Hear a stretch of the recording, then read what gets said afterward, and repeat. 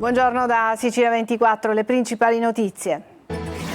Ferragosto segnato dalle terribili immagini del naufragio, costato la vita a 27 migranti, si cercano i dispersi, intanto continuano gli sbarchi. A Palermo, bagno di mezzanotte, balli e fuochi, il rito della notte di Ferragosto a Mondello, come in altre località, è stato rispettato, non sono mancati gli accampamenti con tanti rifiuti lasciati in spiaggia. Catania fa il pieno di turisti, tra un tuffo, la visita ai musei e una sosta al bar per gustare arancini e granite. L'Etna e la sua eruzione appassionano i visitatori saliti in quota. A Messina la grande attesa è la festa della Vara, la processione dedicata all'Assunta che richiama migliaia di fedeli. Notte di terrore per centinaia di persone al mare nel litorale di Marsala, una maxi rissa in spiaggia finisce a coltellate, 3 i feriti. Lotta alla crisi idrica, dopo quello di Porto Empedocle entra in funzione anche il dissalatore di Gela.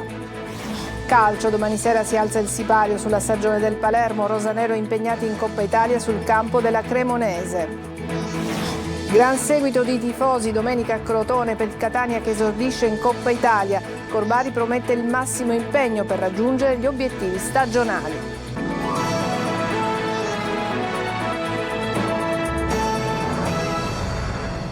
Bentrovati, buona giornata di Ferragosto. È un Ferragosto segnato dalle terribili immagini dei migranti e dell'ultimo naufragio duplice che è avvenuto al largo di Lampedusa. Le immagini sono state diffuse dalla Guardia Costiera.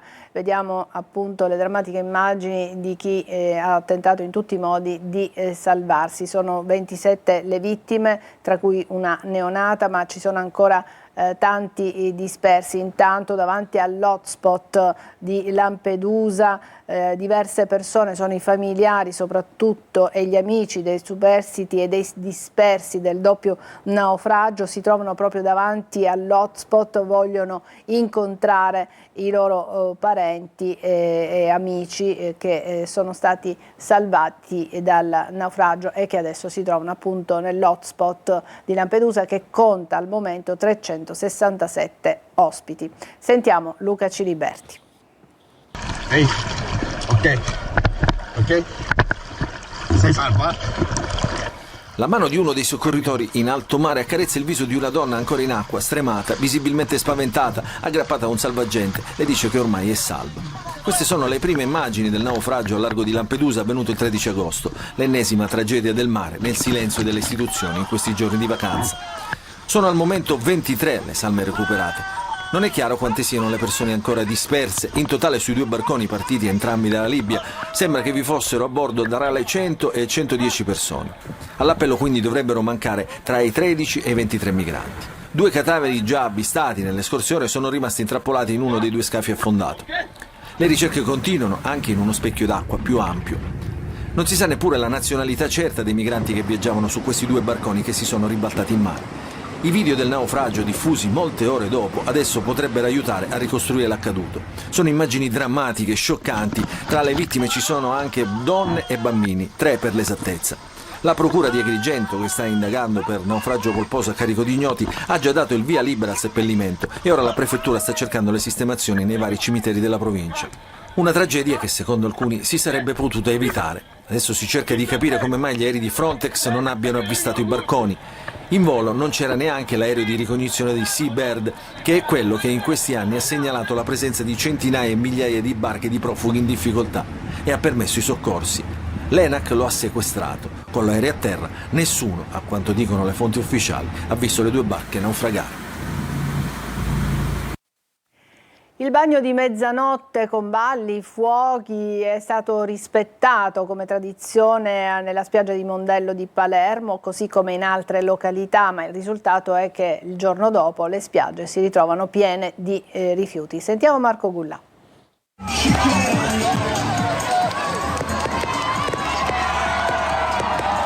Nonostante i divieti dell'amministrazione comunale, non sono mancati gli accampamenti nelle spiagge palermitane. Allo scoccare della mezzanotte, in molti non hanno rinunciato al tradizionale bagno di Ferragosto. Tra risate e brindisi si festeggia così l'arrivo del giorno più importante dell'estate. Qui siamo a Mondello, famiglie, ragazzini e meno giovani, tutti a mollo e sullo sfondo i fuochi d'artificio. Nelle altre spiagge del litorale palermitano gli accampamenti, nonostante gli sgomberi, sono tornati puntuali per il giorno clou dell'estate. Dalla costa sud a Vergine Maria, passando per l'Arenella, tendopoli e veri e propri mini appartamenti. A Taormina invece il blitz del sindaco Cateno De Luca ha evitato che nella notte del 14 ci fossero accampamenti in spiaggia. Buongiorno. Raccomando i rifiuti. Buongiorno. Qua è organizzato a condominio. Buongiorno. Questa è invece la spiaggia di Marina di Cottone. Ecco come si presenta questa mattina. Rifiuti e immondizia varia invadono la spiaggia. Sullo sfondo anche diversi accampamenti. E adesso andiamo ad oggi. Catania fa il pieno di turisti per Ferragosto e al bar cosa si preferisce? Granita o arancino? Immancabile la passeggiata in via Etnea e in tanti affollano anche i solarium. Tonino Denemana. Prima la granita, bene. A mangiare l'arancino. E la granita? Dopo. La mattina la granita e a pranzo un bel arancino al ragù. Granita o arancino? Il quesito divide le opinioni dei turisti che affollano il centro storico. Una cosa è certa e su questo non si discute. Per Ferragosto a Catania è boom di presenze e poco importa se il sole picchia. La voglia di scoprire le bellezze della città è talmente forte che supera ogni cosa. Così un ventaglio può diventare un fedele alleato. Via Etnea è il cuore pulsante, è qui che si concentrano la maggior parte dei visitatori, che poi si dividono tra negozi, molti in cerca di refrigerio e quindi di aria condizionata, ma anche nelle traverse, dove non mancano le bancarelle che vendono di tutto, dai profumi ai souvenir, dalle collane alle conserve e al miele. Con il nostro lavoro lavoriamo sempre nel periodo festivo. Ma vengono più qui catanesi o turisti?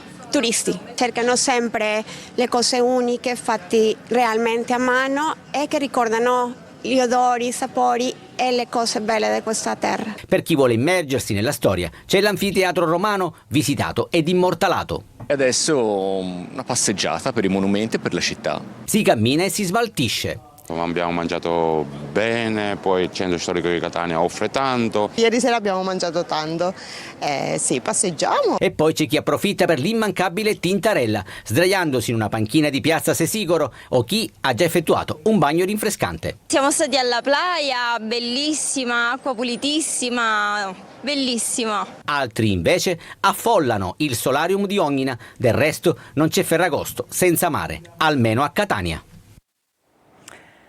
Ferragosto sull'Etna per tanti turisti. Sul vulcano continua l'attività effusiva in alta quota, un'eruzione che incuriosisce e appassiona. Luca Ciliberti. Lo spettacolo dell'Etna richiama turisti e curiosi in alta quota. La nuova colata lavica tra cratere Bocca Nuova e il cratere di Sud-Est, una quota stimata di circa 3.000 metri sul livello del mare che si è aperta lungo l'allineamento delineato dalle bocche eruttive, hanno dato vita a una nuova attività effusiva, la stessa che si è verificata tra febbraio-marzo e poi lo scorso 10 agosto. Come si vede dalle riprese con il drone del vulcano realizzate a Funivie dell'Etna, il flusso lavico è costantemente alimentato e dalle analisi dell'Istituto Nazionale di Geofisica e Vulcanologia di Catania non sono state registrate emissioni né di cenere né variazioni sismiche significative. Un'eruzione turistica dunque, uno show della natura da godere anche in alta quota ma necessariamente in sicurezza, accompagnati da guide esperte. Il campo di fratture è migrato dai 3.000 metri verso i 2.900 metri, che è la quota dove ci troviamo. Tutta quest'area, come si vede, è stata scompaginata dalle fratture. Un Ferragosto unico dunque per tanti che, approfittando della propria presenza in Sicilia, hanno deciso di concedersi un'escursione unica sul vulcano più alto d'Europa, come testimoniano le immagini riprese dal piazzale della Funivia. A Messina c'è attesa per la processione della Vara di Ferragosto, la tradizionale festa che porta nelle strade della città migliaia di devoti. Francesco Triolo. Un lungo rituale iniziato questa mattina alle 7:30 con il montaggio delle gomene, i grossi cavi di canapa utilizzati in manina per gli ormeggi e l'estensione delle corde che serviranno per trainare a mano il carro. È iniziato il lungo giorno della Vara di Messina, la processione che ogni 15 agosto richiama lungo le strade della città centinaia di migliaia di persone. I preparativi sono iniziati da giorni prima sulla via Garibaldi con lo smontaggio di tutti i dossi che avrebbero impedito il passaggio del cippo, quindi con il montaggio vero e proprio della Vara, dove quest'anno verranno sistemate le statue con i nuovi abiti realizzati seguendo l'ordine angelico di importanza secondo le 9 schiere dei cori. Ieri sera invece prima la sfilata dei giganti, Mate e Grifone, poi sono arrivati in piazza Castronovo i 3 ceri che accompagneranno la processione, nel segno della fatica, della devozione, della passione. Una processione che inizierà alle 18:30 proprio da piazza Castronovo, con arrivo a piazza Duomo alle 21. Il momento clou, quello più atteso come ogni anno, è la svolta, quel movimento particolarmente complicato e pericoloso che dalla via Garibaldi poi porta in via 1° settembre e quindi a piazza Duomo, dove in cattedrale verrà celebrata la messa e data la benedizione ai fedeli. E a Randazzo, come ogni anno, il grande carro votivo dedicato alla Madonna Assunta, alto quasi 20 metri, percorrerà le vie principali della città e la festa della Vara. Si celebra il 15 agosto in occasione del Ferragosto, che è il giorno dell'Assunzione di Maria Vergine. La festa prevede una processione con un carro trionfale, lo stiamo vedendo, queste sono le immagini dell'anno precedente, che rappresenta allegoricamente la dormizione, assunzione e incoronazione della Vergine. Sulla struttura, oltre al sacerdote, prendono posto 30 ragazzi opportunamente addestrati per ricoprire i ruoli della Madonna, della Trinità, degli Apostoli, di angeli e santi. Notte di terrore per centinaia di persone al mare nel litorale di Marsala. Una maxi rissa in spiaggia finisce a coltellate, 3 i feriti. Marco Carli. Maxi rissa la notte di Ferragosto a Marsala, sulla spiaggia di sbocco. Il bilancio di 3 feriti accoltellati, qualcuno prende dei bastoni, poi sono venuti fuori anche i coltelli. Un'animata discussione con schiaffi e pugni, lo vediamo in queste immagini. È stata una serata di autentico terrore, quella vissuta da centinaia di persone che erano al mare nel litorale sud di Marsala e che si sono trovate in mezzo a una violenta lite fra un gruppo di persone del luogo e pare un gruppo di stranieri tunisini, secondo alcuni testimoni. Minuti concitati, un'auto col suo occupante su cui qualcuno si è accanito, una persona insanguinata che fugge, una vettura spinta contro un cancello. Sul posto sono arrivati poliziotti, carabinieri e 3 ambulanze che hanno soccorso i 3 feriti. Le loro condizioni non sarebbero gravi, la rissa potrebbe essere esplosa per vecchie ruggini fra i 2 gruppi che potrebbero essere gli stessi che avevano creato disordini la notte di San Lorenzo sulla stessa spiaggia. E c'è un aggiornamento sulla notizia di apertura, vi abbiamo mostrato le drammatiche immagini del salvataggio dei migranti, il naufragio che appunto è avvenuto mercoledì scorso, adesso si sta svolgendo nell'hotspot il triste riconoscimento delle vittime, la donna, la somala che ha perso la neonata che teneva in braccio, ha riconosciuto nelle foto la bimba e anche il marito, morti appunto in mare. Ha avuto un mancamento, così come ha avuto un mancamento anche un altro uomo che ha riconosciuto i suoi cugini di 14 e 15 anni morti nel naufragio. Cambiamo argomento. Secondo impianto in pochi giorni in Sicilia, stiamo parlando di crisi idrica, dopo Porto Empedocle entra in funzione anche il dissalatore di Gela, una tappa importante nel piano regionale per affrontare l'emergenza idrica, ma non è ancora la soluzione definitiva. Gerri Italia. Dopo Porto Empedocle parte anche il dissalatore di Gela, il nuovo impianto è entrato in funzione nella serata di ieri e il secondo in pochi giorni dopo quello dell'Agrigentino. L'impianto, presidiato giorno e notte, ha ricevuto rapidamente il via libera dell'ASP di Caltanissetta. Da subito l'acqua dissalata viene miscelata con quella dell'invaso del Ragoleto e immessa nella rete di Siciliacque, una rete interconnessa progettata anni fa che permette di portare il beneficio oltre Gela. Tutta la fascia costiera del Nisseno e dell'Agrigentino avrà più disponibilità idrica. Si parte con 50 litri al secondo, destinati a raddoppiare nei prossimi giorni. Non è la soluzione definitiva, ma un tassello importante del piano regionale. Il programma prevede anche il recupero di pozzi e sorgenti, la riparazione delle condotte, l'efficientamento degli invasi e una gestione più rapida e coordinata dei servizi idrici. Obiettivo: ridurre l'emergenza nel breve periodo e stabilizzare la fornitura. Restano i grandi cantieri infrastrutturali da completare e accelerare. Intanto a Gela, da oggi, l'acqua del dissalatore comincia a scorrere nei rubinetti. Adesso una breve pausa, ci vediamo tra poco.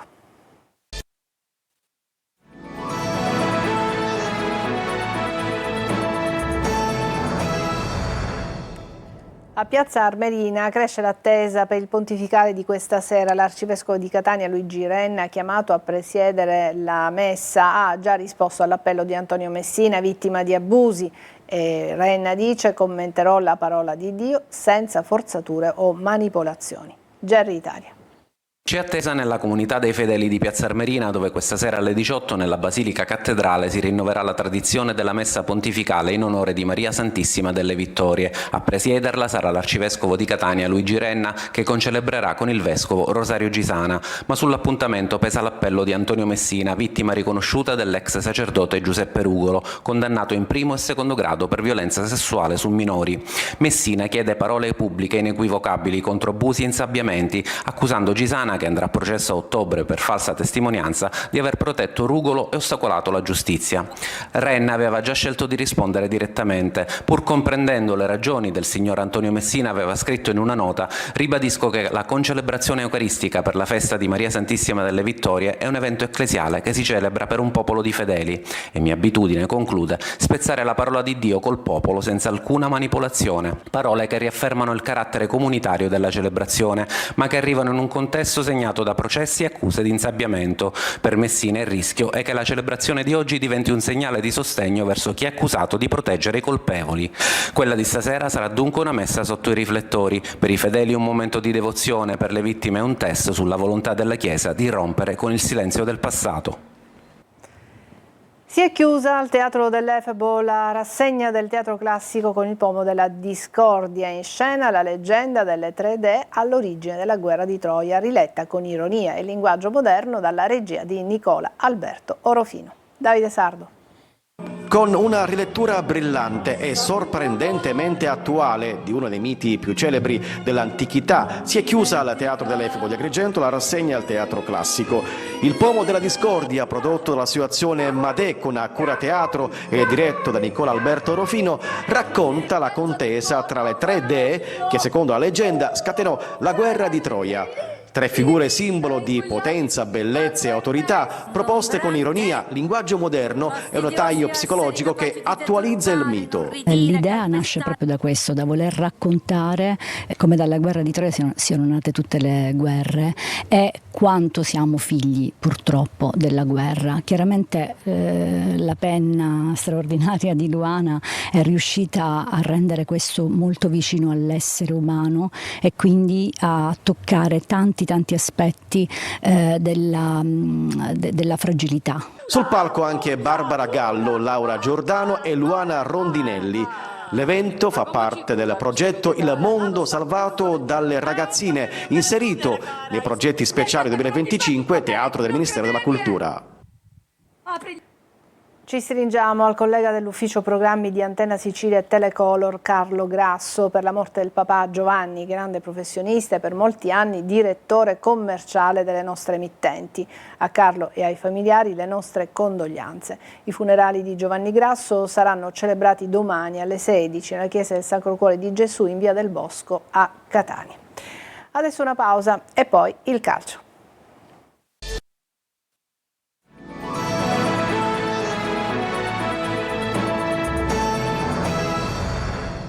Eccoci al calcio, domani sera si alza il sipario sulla stagione del Palermo, i rosanero sono impegnati in Coppa Italia sul campo della Cremonese, Inzaghi chiede un esordio importante. Marco Gullà.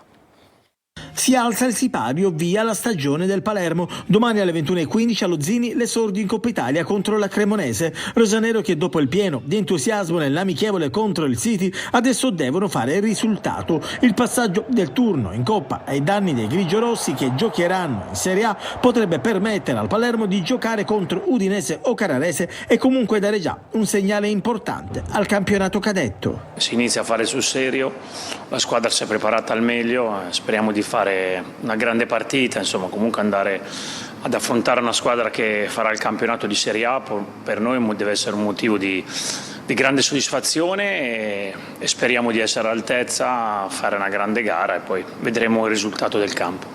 Diversi cambi di formazione sono previsti rispetto all'amichevole contro il Manchester City. L'obiettivo è far mettere minuti nelle gambe al maggior numero possibile di giocatori in vista del debutto in campionato contro la Reggiana. In porta esordirà Bardi, a centrocampo Giasi, impiegato per tutti i 90 minuti contro il City, potrebbe riposare lasciando spazio a Pierozzi. In avanti possibile chance per Palumbo assieme a Brunori a supporto di Poyan Paolo.